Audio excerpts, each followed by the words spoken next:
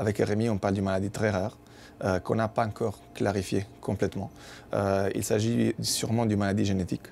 Son foie n'est pas capable en effet de produire la bile comme il faut, au point que le foie n'est plus capable de fonctionner.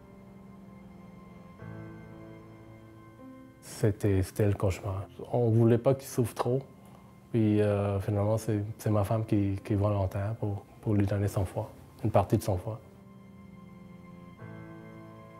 Il allait bien après la première opération. Puis après ça, il commençait à faire la fièvre et tout, la température et tout ça. Puis ça a commencé à virer jusqu'à des complications. C'est là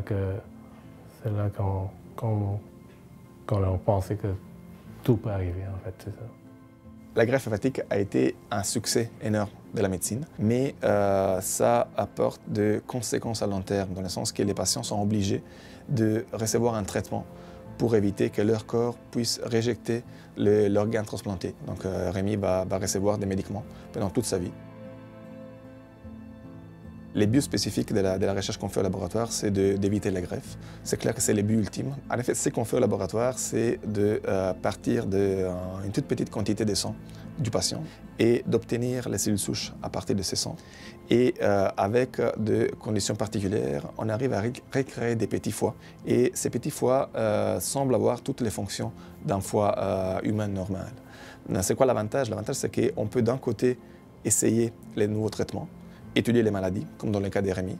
De l'autre côté, on peut utiliser ces cellules qu'on obtient différenciées du foie pour traiter des maladies.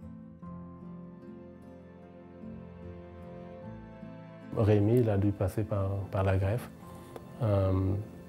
Mais heureusement, ça s'est bien terminé, mais c'est quand même une grosse opération. Puis s'il y a moyen, par les recherches que Dr. Pagani fait présentement, s'ils peuvent trouver de quoi, puis que les autres parents ou les autres enfants plus tard n'auront pas passé par nous. Ouais.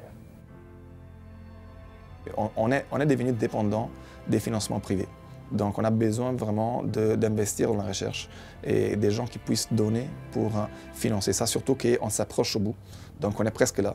Et les recherches ne sont plus abstraites, mais commencent à être vraiment près d'une application clinique. Rémi, c'est un enfant, c'est incroyable. Il bouge tout le temps, il joue tout le temps, il rit tout le temps. Puis, de le voir comme ça, c'est incroyable. On se dit, on a bien fait de l'apporter à Sainte-Justine, puis le faire soigner, puis être suivi par les spécialistes et tout. Bah, ils l'ont sauvé, c'est sûr. Ils l'ont carrément sauvé.